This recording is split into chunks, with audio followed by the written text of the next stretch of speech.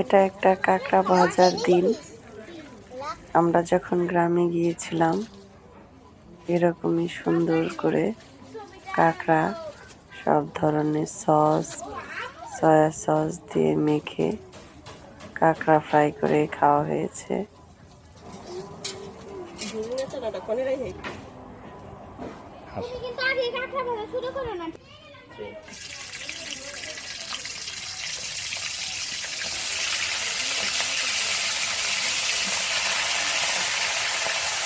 ডুবো তেলে ভাজো।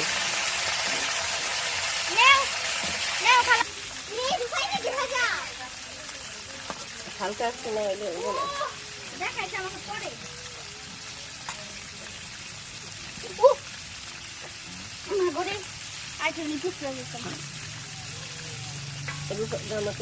করে দিচ্ছে।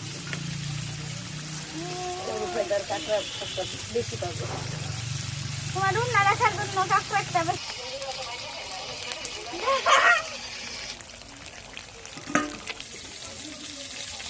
এখন এক গামলা মনে হয়